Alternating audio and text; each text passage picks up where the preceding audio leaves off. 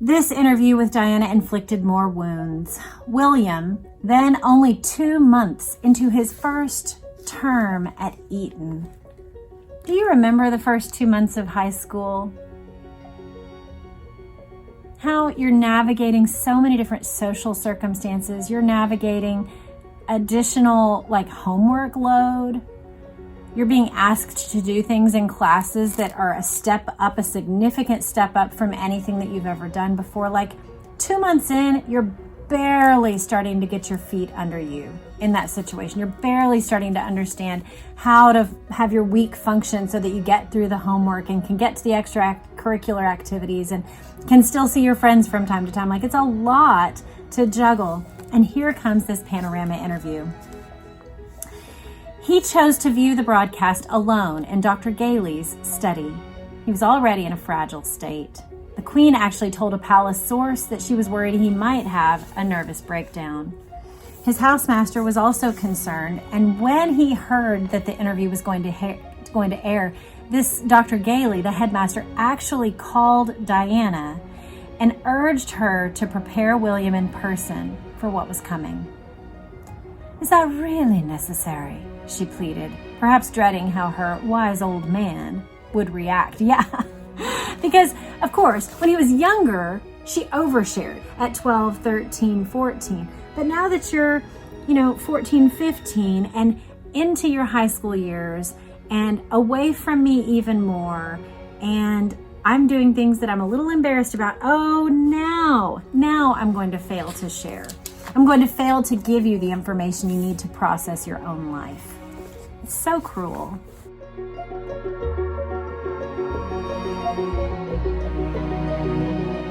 Hello and welcome back to my channel. And if you're new, then welcome. I'm Jess Cannell and I hope to earn your subscription today. We are, I believe, what are we on? 16 or 17 of this book. And y'all, we are respectable ways into it. I feel real proud of us.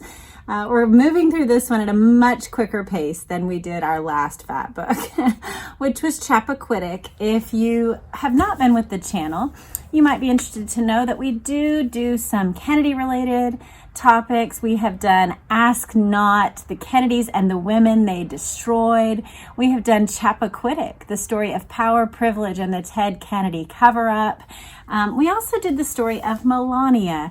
And so, yeah, as she and her husband enter the White House for a second time, one of the interesting things about that book, I would say one of the most interesting things about that book, was hearing about the transition periods, how they moved into the White House, and then also the transitions that were made or the updates that were made to the White House. So if you're at all interested in any of those books, I just want to let you know about those now. And so we are in a really interesting part of this book now, and I am so excited because this is all stuff that I lived through regarding these two princes. Some of the books that we do on this channel are things that many of you remember and that I've watched news footage of, but that I didn't personally live through. And this section are things that happened within my memory.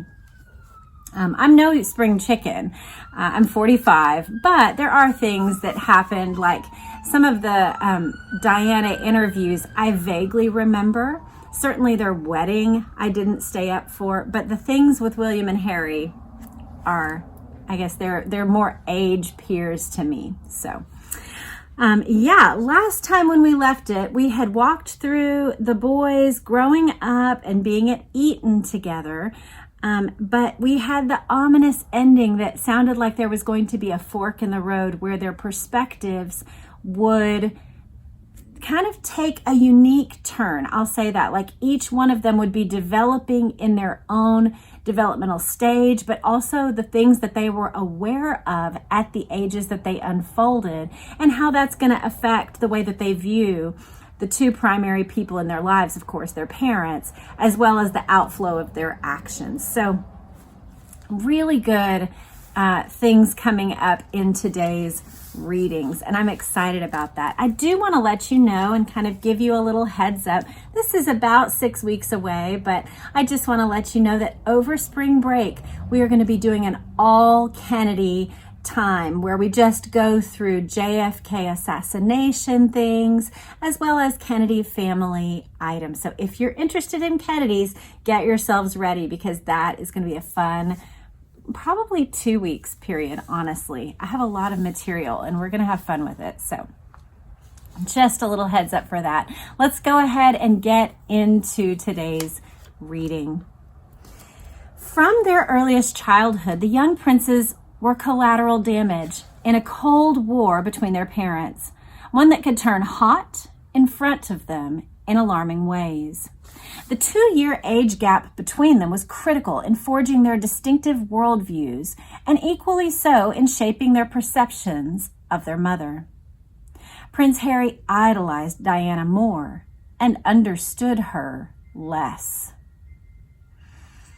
This already is setting us up for things that we all see today, where Harry has this still glowing image of his mother, and we can see that the ways that William in the modern era bends and laughs with Camilla and has forged a much stronger relationship with his father than I believe existed 8 or 10 years ago.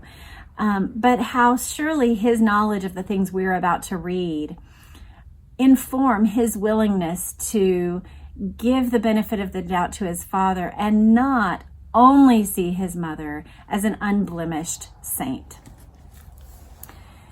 He would always be, this is Harry, he would always be her baby, a scamp who was thick at his lessons and naughty just like me. His emotions, like hers, were always simmering near the surface. William understood Diana more and idealized her less. He was privy to her volatile love life. He knew the tabloids made her life hell, but he also knew that she colluded with them. By his early teens, he was his mother's most trusted confidant. She used to describe him as my little wise old man. Y'all, we're going to be dealing with this throughout the entire episode, so I will try to not beat it like a dead horse. But what we are going to see over and over and over again is the parentification of William.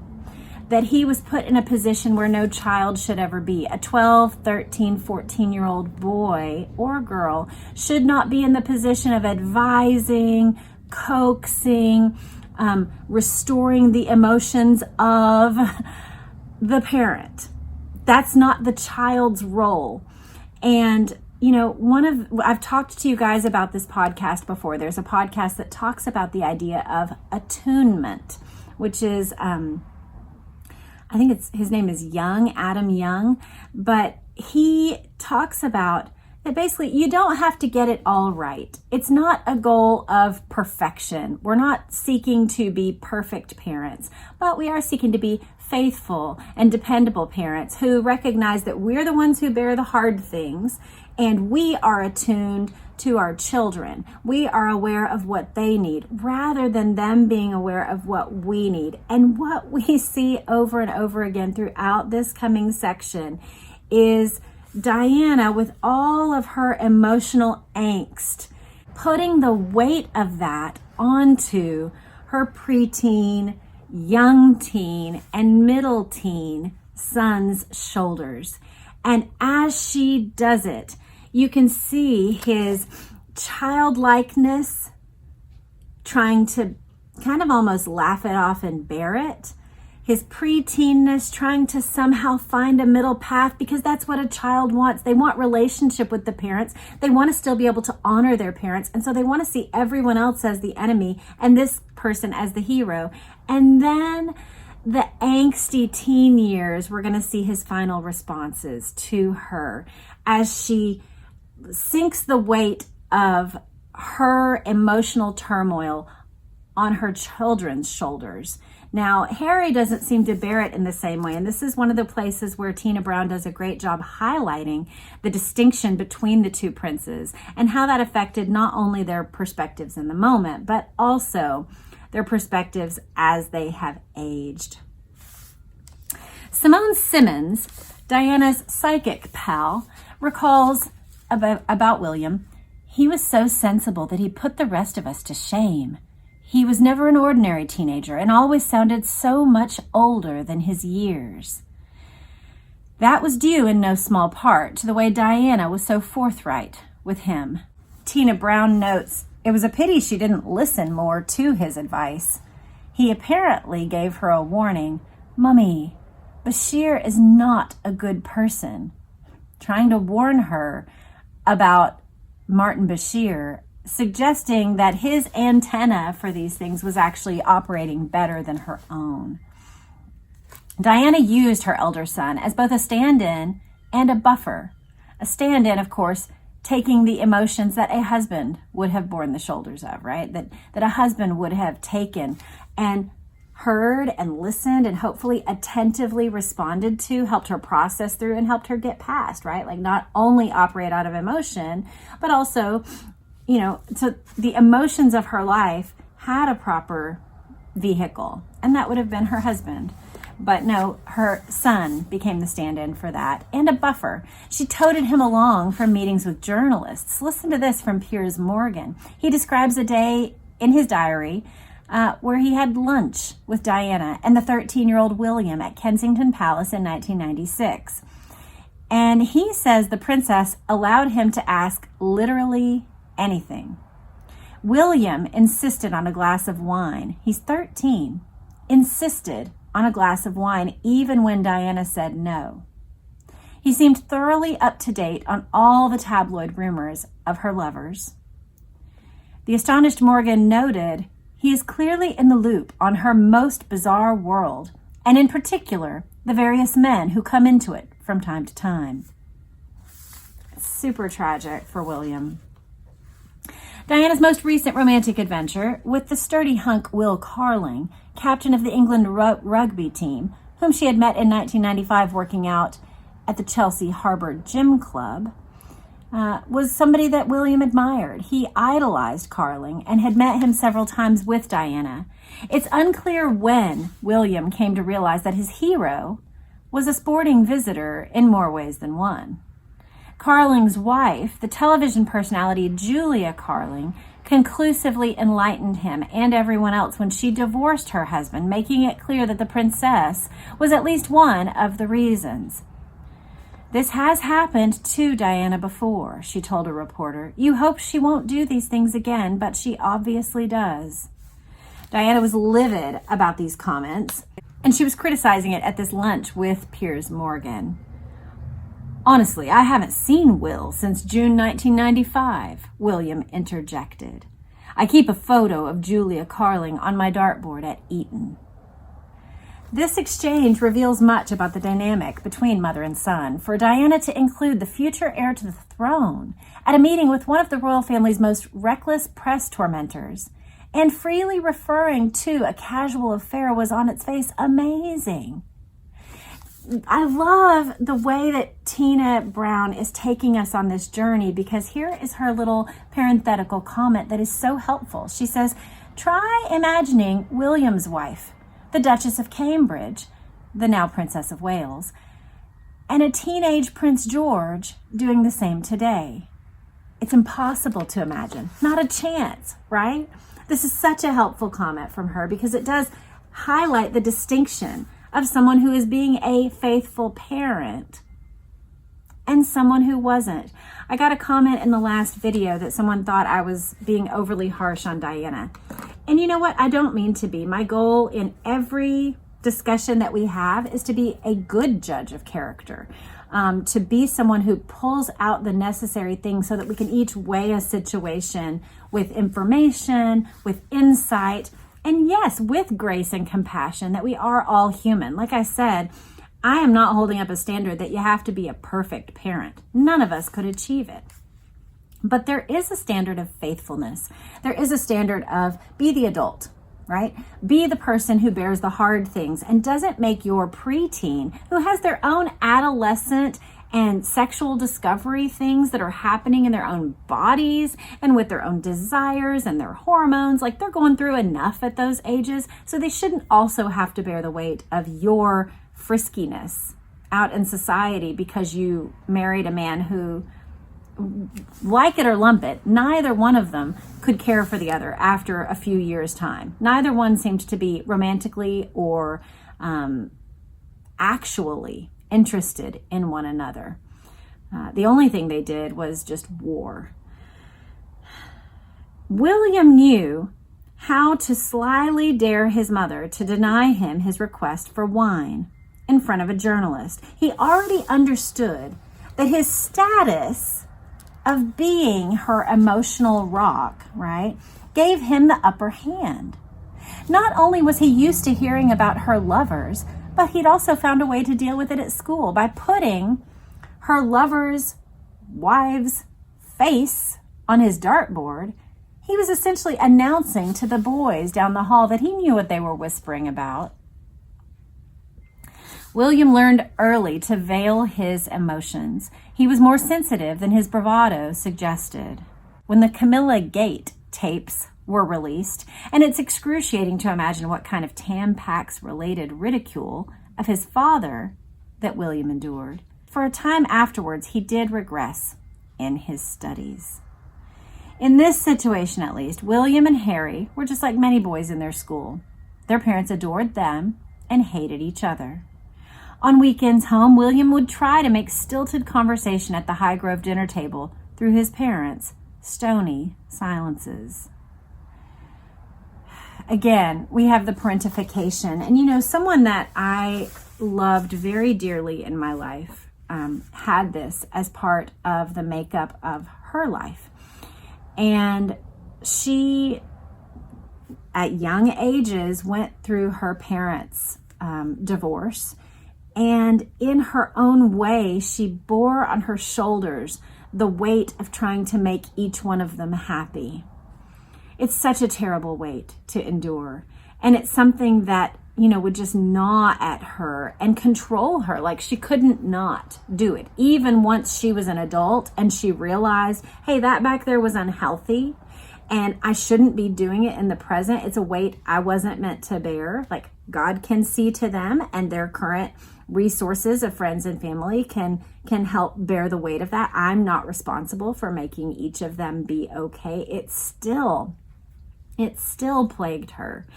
And, you can see that with William at this age, that he is trying to make it all okay. He's trying to be the good boy who puts up a good conversation so that maybe we can all participate and be a family again, which isn't his role at all. Poor William. Diana would cry bitter tears in front of the boys, and after one hostile exchange this time, William followed her upstairs and pushed tissues under the door of her bathroom, saying, "I hate to see you sad." Harry, for his part, once beat on his father's legs with his fists, shouting, I hate you, you make Mummy cry." So she certainly turned each of them against him with her emotions. Nonetheless, the boy's own experience of Charles was kind and paternal. He would spin them around in the air when he landed after, being on a helicopter ride. The boys relished their expeditions of shooting, stalking, or watching him play polo. Their love of country life was a real bond that they shared with Charles. But the war between Charles and Diana tore the house apart. The boys could see their father's anger and hurt when Diana spirited them away from his upstairs time with them on weekends. But it was such guilty fun to snuggle with her on the sofa watching videos of Mr. Bean. Christmases at Sandringham were especially bleak. Diana took to ordering dinner on a tray and crying in her room. Let's do a little thought experiment. What would it be possible to do? I think at some point Diana finally decided not to go to Sandringham, which is one of the options on the table.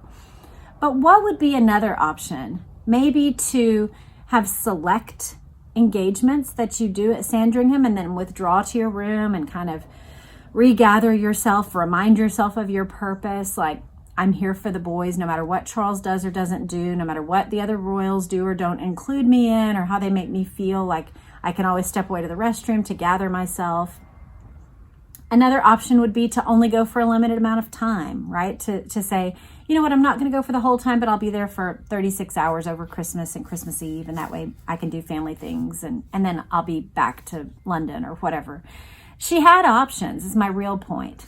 That she did not only have the option of taking dinner on a tray and crying in her room. What a terrible thing to do to your children at Christmas, honestly. You've chosen this life.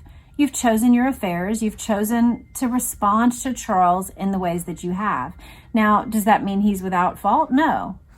But for her choices, what choice does she have at this moment? And this is not the only choice that she has.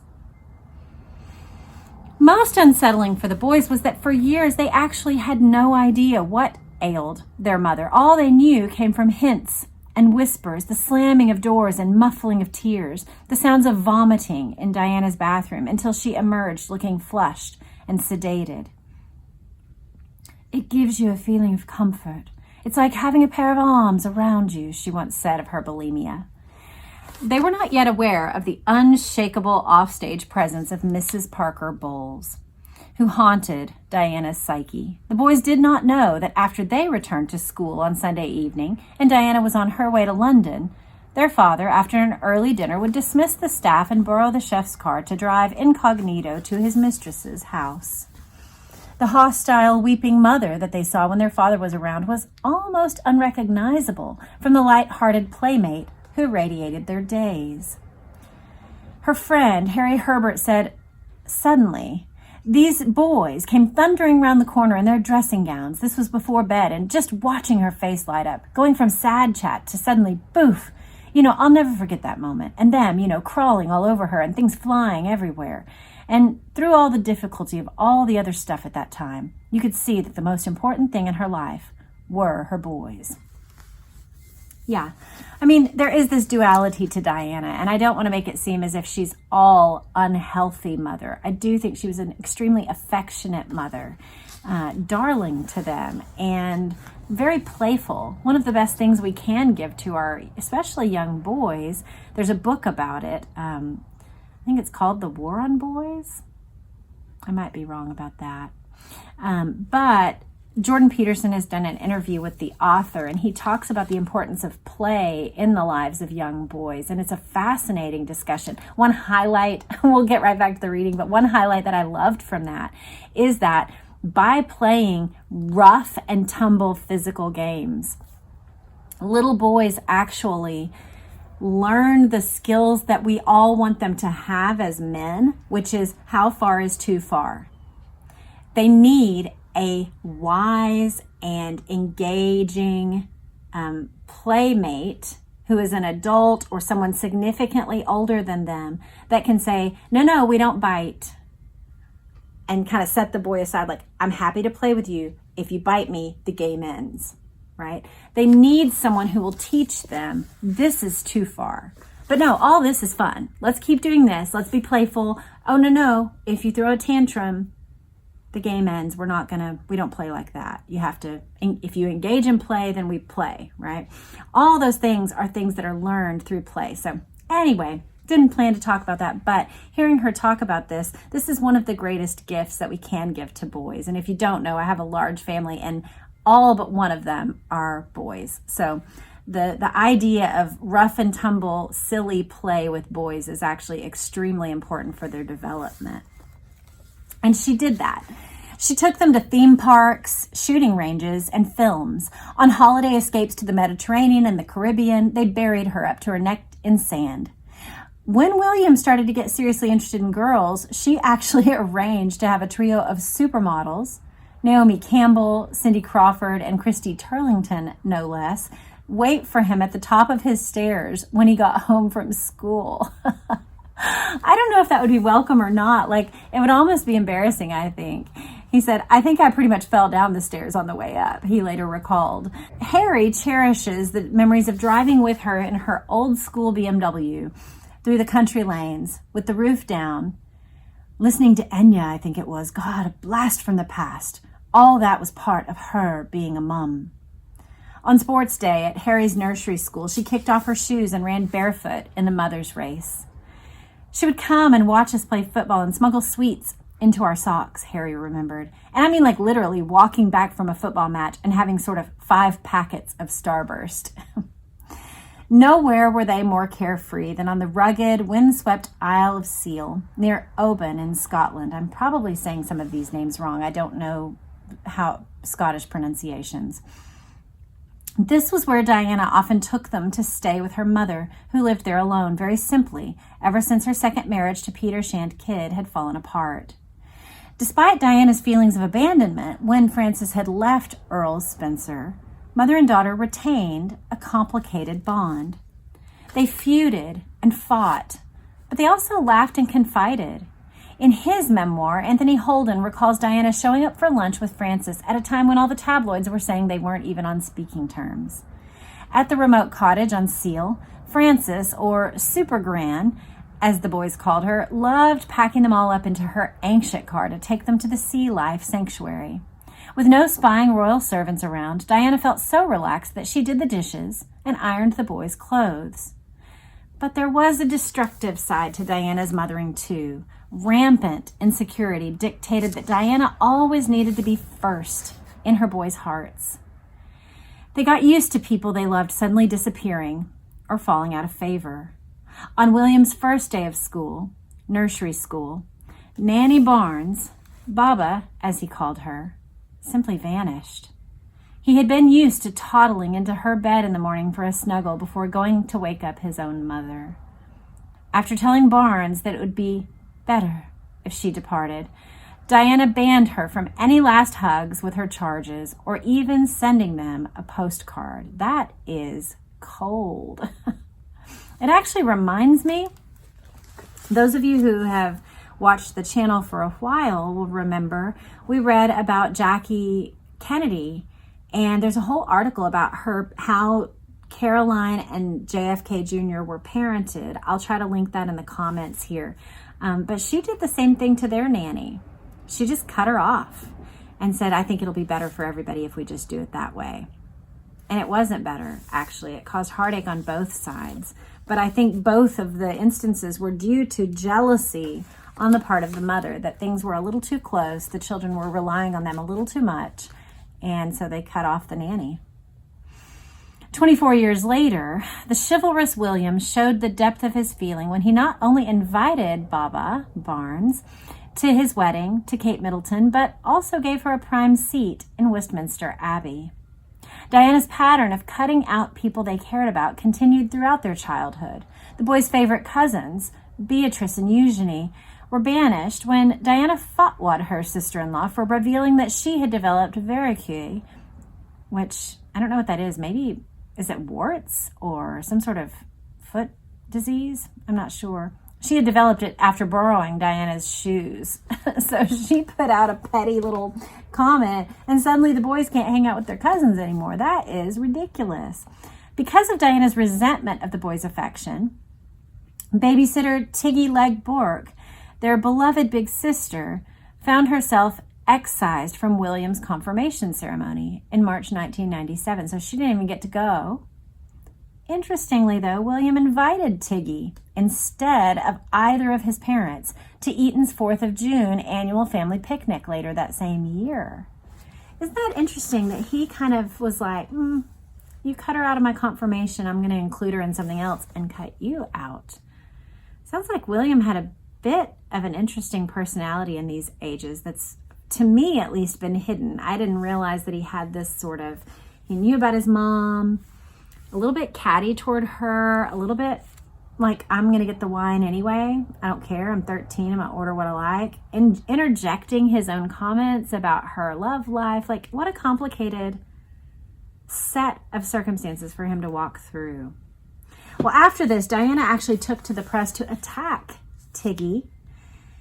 And William realized this and was so furious that he had a go at her, Richard Kay learned.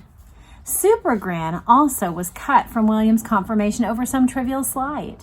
she was reduced to posting a notice of celebration in the Oban Cathedral newsletter. When asked why she was not at the confirmation, Diana's mother replied bitterly, "I am not the person to ask. You should ask the offices of William's parents." Patrick Jeffson said to Tina Brown that one of the great thrills about being royal is you can make people cease to exist. It's really, really easy, and there's always somebody to do it for you. So that's the end of that chapter. One thing that I find interesting is just, that is true, that royal life gives you this intoxicating, I'm sure, power. And in one way, it would probably be really helpful if someone was stalking you or annoying you or harmful to you in some way. You would have those offices to say, "I'm sorry, she's not available for a meeting. I'm sorry, he can't meet with you any longer. He's not available." And they would take care of kind of your initial angst and anger. That would be very convenient, but also it would be devastating for the people who truly love your family to be held at arm's length. I mean, we actually saw it in the Harry and Meghan documentary that was done on Netflix when she had developed this relationship with a niece. And they had gone on trips together. The niece just seemed to adore her and look up to her. But then, you know, once there was the decision not to invite certain people to the wedding, and she was among those not invited, it was essentially like, "I'm sorry, the offices have just said it wouldn't be a good idea." And they were able to hide behind the vestiges of royal life without really having to reckon with relational discomfort the way that the rest of us do. All the rest of us, we have to decide, am I going to potentially wreck this relationship for forever by not, doing X, Y, or Z? But they don't have to. They can just put that off on their offices and not bear that initial weight of shame, shock, humiliation, sadness, disappointment. Super grand. Are you serious? You're just cutting out the boy's grandmother from some major event in his life, from confirmation, she doesn't know why. She's saying, talk to the offices. I don't know why. I would say, and I know that those of you who are mega Diana fans will not necessarily appreciate this, but, I'm not here only to deliver a particular point of view. I'm here to share with you my real thoughts. And as I read through this, I just can't help but note that it seems like that one of the major things that Diana gave to the boys was relational instability. Yes, she did bring some of the things we talked about last time, like a bigger picture of the world. She brought affection to them. And so I'm not trying to deny that there were great things that she gave to them that they might not otherwise have gotten in their cloistered royal life. Nevertheless, I do have to say, I think one of the things that she gave to them was just an unconstant foundation where sometimes something explodes. Sometimes there's something completely unexpected. Sometimes you're having to tamp down mommy's emotions and completely hide and ignore your own. She brought relational instability to those boys. To me, there's no two ways about it, and it's heartbreaking to see. I'd love to know your thoughts, though. Let me know, do you agree? Do you think that that's something that she brought? And also, what do you notice about her relationship with them? So now we're moving on to chapter 11, The Lost Boys, How the Princes Survived Their Childhood. For William and Harry, the misery of their parents' discord was amplified by a dishonest, partisan, cutthroat press. Their father was routinely depicted as either a stiff or a monster. What was the truth? The Prince's camp believed it was impossible to win against what they saw was Diana's performative parenting. There was no point in trying to top all the images of Diana with the boys that were instant, iconic testaments to a mother's love and to a father's inadequacy. And that really would be a difficult thing to live with, right? To realize, and I think this happens in a lot of divorce situations. I can think of one particularly in my circle where it took a while, but the children actually ended up having a completely flipped view of the two parents as they realized who was who. You know, children don't always know what's going on as they go through these terrible passages of life. But in the end, I do think the truth bears out. But it would be difficult to walk through those days of just knowing, like, she's so popular, she's so beautiful, she knows how to work a camera, she knows how to get a story out, she knows how to make me look bad. Trolls's efforts to protect filial privacy and his genuine off-camera fatherly affection would never amount to a newspaper splash syndicated around the world. "I'm not very good at being a performative monkey," he would say grumpily, admitting to a lethal handicap in the media age. The War of the Waleses, as it was now dubbed, raged with mounting fierceness. As often happens, the two camps of royal advisors were as much to blame for the animosity as the couple themselves, each side constantly spinning stories to damn the other. On the 9th of December, 1992, Prime Minister John Major announced in Parliament the news of Charles and Diana's separation. So here, I just want to remind us all, we're kind of going back through these years now with the boys in view. And so we're going to get this look of the divorce through the eyes of William and Harry. The two princes listened sadly as their parents warned them in advance in the headmaster's sitting room at Ludgrove. "I hope you will both be happier now," said William, with heartbreaking maturity, after both boys had shed their tears. Again, parentification. He's the one trying to make them happy. The media they had been coached to smile at had turned into the rapacious enemy. Outings with their mother became unbearably fraught. One summer afternoon in 1993, Diana took the boys to a matinee showing of Jurassic Park at the Odeon Leicester Square. An ugly scrum of paparazzi waited to pounce as they came out, and Diana raced toward the press. She confronted the photographers, yelling repeatedly, "You make my life hell!" Images such as this would haunt William and Harry in the years ahead. "One of the feelings that always comes up is the helplessness," Harry has since said. This is what we were talking about last episode. Being too young, being a guy, but too young to be able to help a woman, in this case, your mother. And that happened every single day. I think this is exactly the emotion that he still draws on. And I think it's the one that Meghan exploited and continues to exploit when she doesn't like something he's doing. We aren't given as much of an insight anymore into their relationship, but, you know, from a significant distance, that's what it looks like to me. And, you know, I just see her being like, "When are you going to stand up for me? Are you going to stand up for me against the royal family? Are you going to stand up for me when they won't give me mental health assistance? Are you going to stand up for me and our baby, our child? Is this how you want us to, you know?" That is the emotion that she conveys, and it plays perfectly with this emotion of him, where he does not want to be the helpless little boy anymore who can't help his mummy. He wants to help his mummy, and so he helps his wife in things that are perhaps a manipulative request for help. The boys' fraternal bond was strengthened by a deep well of mistrust in everyone but each other. All the training that they had endured to present a perfect world of royal propriety was undermined by the squalid truth of their parents' secrets, which would be so disorienting as a young person. It'd be like, you know, the pastor's kid whose father gets into an adulterous relationship and it's splashed everywhere in your hometown, and like your whole world and everything that it depends on would suddenly crumble and not be what you thought it was. Here they had been trained toward a particular, we're going to give a view toward the press, we're going to present the image, we're going to go ahead and be this vehicle through which, right, we read that in the 1983 article last week. If y'all missed it, it was fascinating, but it actually advocated for the royal family as a vehicle for people's hopes and dreams and ambitions for their own families and lives. And so that is what they had initially started out as young princes. And now, I mean, they're just over and over again being tormented.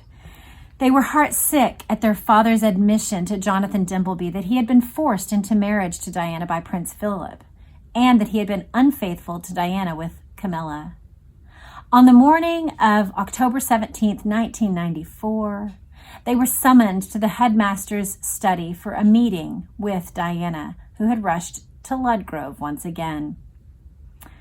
According to Andrew Morton, and y'all, I wish I didn't have this next sentence to read to y'all. I wish she had never shared this conversation with Andrew Morton, because this really ought to have been guarded about William. We shouldn't even know that this happened. We shouldn't know that his poor little heart was wondering these things. But here is what he asked her in that conversation when he was just 12. Is it true, Mother? Is it true that Daddy never loved you?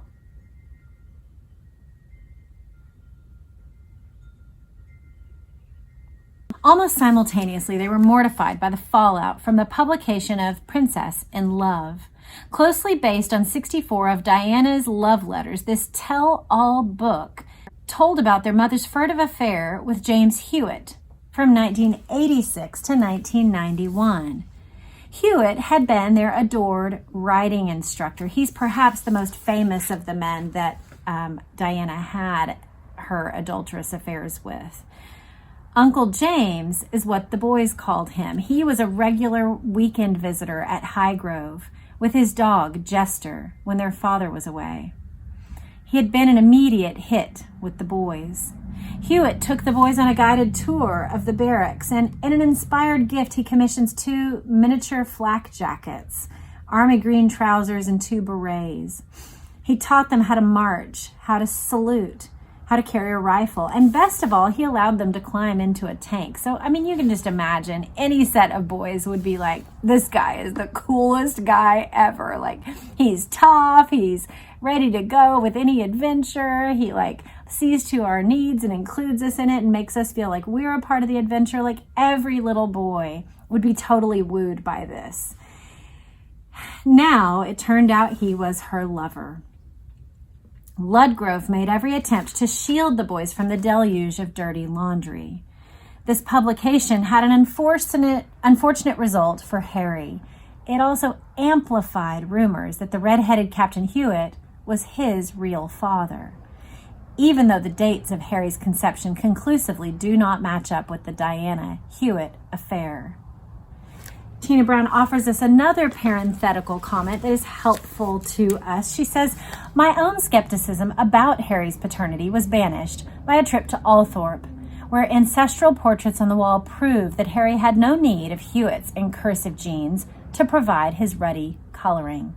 One especially vivid 19th century Spencer forebear was known as the Red Earl because of his vast auburn beard. Before his first term at Eton in the autumn of 1998, Charles did sit Harry down for what must have been a very uncomfortable conversation. He told him categorically that he, not Hewitt, was his father. Harry listened carefully and said nothing. It did not stop the rumors, nor the teasing at Eton. And as late as 2002, the News of the World was said to be in the market for a clip of Harry's hair to enable a DNA match test with a strand of Hewitt's. Harry had to endure question traps from the press about following your father into the army. Navy, actually, he would reply with a hard stare. Oh, that would be so, again, right in the middle of your own sexual development. Here's Harry, he already came of age later after his parents' messes had all unfurled. William's doing it during. Harry's a couple years behind. And so that's all already like old has-beens. Like you can just see like almost that it would produce like a cynicism about sexuality and about relationships from the very beginning of your adolescent understandings of these things. But then to have who is your dad, which one it is, continually referenced would be a thorn in your flesh for sure. Well, right in the middle of all of that comes the Martin Bashir Panorama interview, perhaps the most watched of the War of the Wales' interviews. This interview with Diana inflicted more wounds. William, then only 2 months into his first term at Eton. Do you remember the first 2 months of high school? How you're navigating so many different social circumstances. You're navigating additional homework load.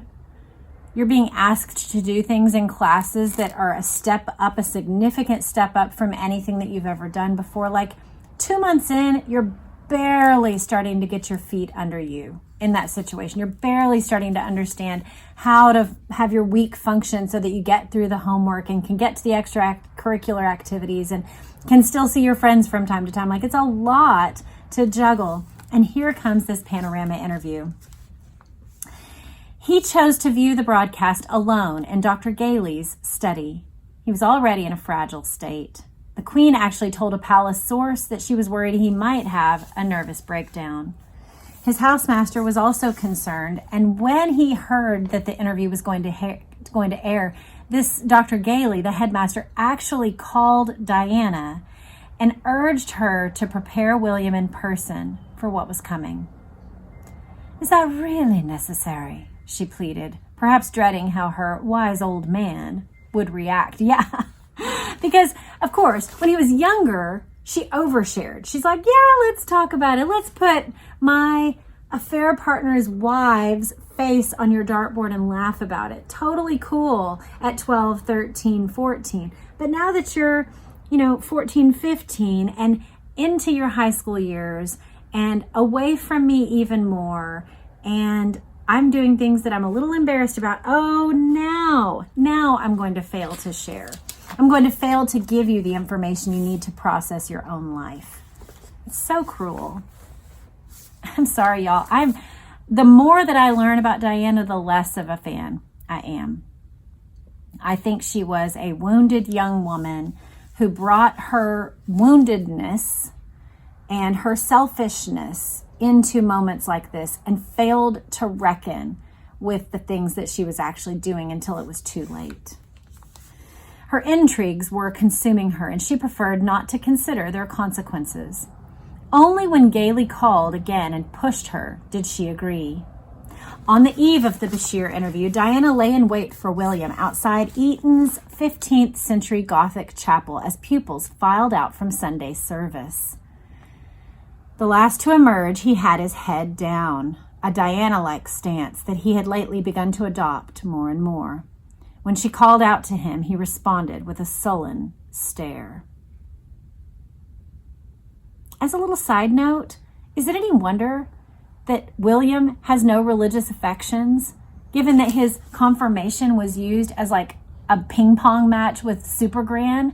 And that moments like this where he's coming out of church, and by the way, now Mom's going to tell me all the rotten things that I'm about to hear in this interview. Is it any wonder that religious affection didn't consume any part of his heart and mind when all this other crap was doing it? Makes me so angry. Anyway, after an apparently pleading conversation, Diana took William behind a hedge to talk to him in private. There was actually a reporter who saw these things and is giving us this account. He says, after a few more moments, he walked away from Diana, making no attempt to kiss her or say goodbye. I watched in amazement as she got into the car and drove off, leaving a sad William watching from the doorway. William told a classmate that as soon as he saw his mother's face appear on the screen for the interview, he was overcome with a feeling of dread. It's pitiable to think of him sitting there alone, watching his mother offer up to viewers a vignette as intensely private as how he consoled her about Hewitt's book. She said that after the book was published, he produced a box of chocolates with the words, "Mummy, I think you've been hurt. These are to make you smile again." It would be difficult to have your own private moments brought into and kind of entangled with all the other mess that is just shocking and horrifying to you to learn as a 14, 15-year-old kid. Harry, still at Ludgrove, declined to watch the broadcast, but later was angry with Bashir for his invasive questions, not with his mother's decision to answer them. Yes. I've heard talk, we have a little bit more to read, but I've heard talk about how In fact, Harry talks about it in his book Spare, that he really resented William for not drawing him into his world at Eton.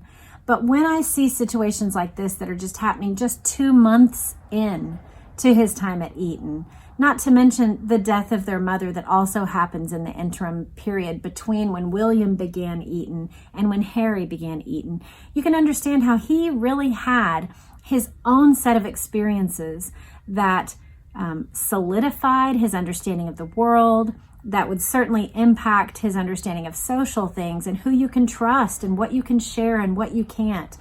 And his own learning of those things was cemented during these years. And so it makes it all the more reasonable why he wouldn't just bring silly Harry with his idealistic views of his mother, jokester Harry, slightly less mature Harry, even just, age-wise less mature, into the careful world that he had built as he walked through these hard times. It makes it more clear to me. What do you think?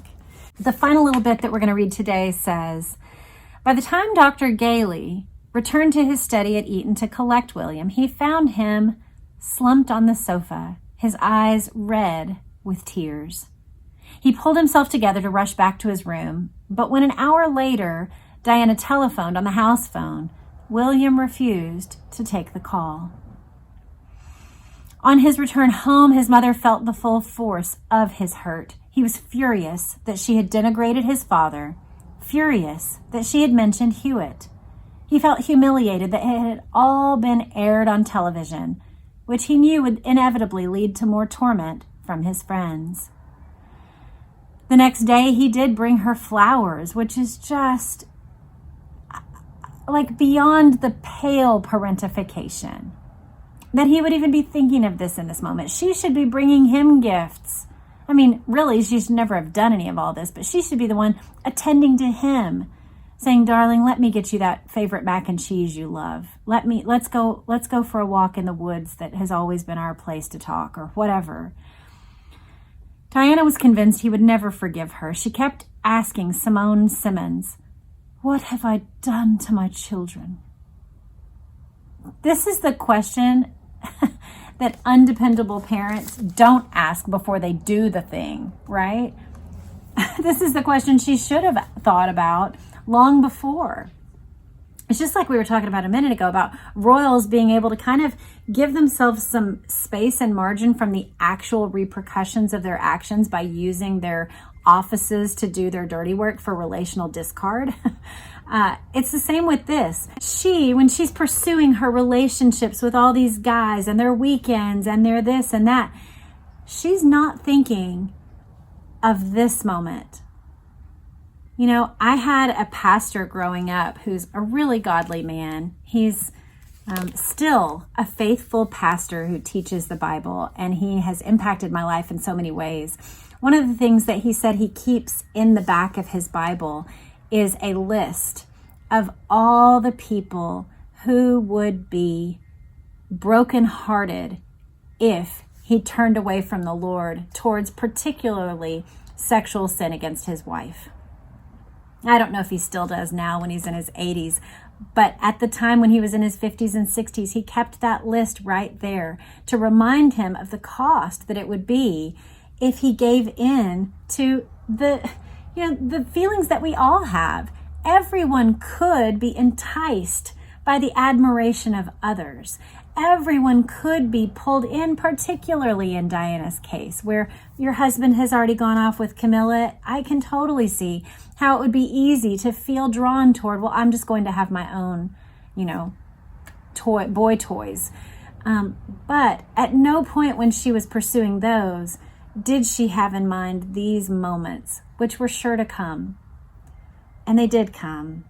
And the future monarch of England has been shaped by them. So I feel very thankful to have read this chapter, this section of the book. I think it gives us insight into the young man of William, and perhaps gives us insight as to why he makes the choices he does with Charles and Camilla, as well as the king he may one day be. So y'all let me know what you think. I'd love to hear your input in the comments. What have you gained from this episode as far as William, as far as Harry? Let me know. I can't wait to hear from you, and I hope you have a great day.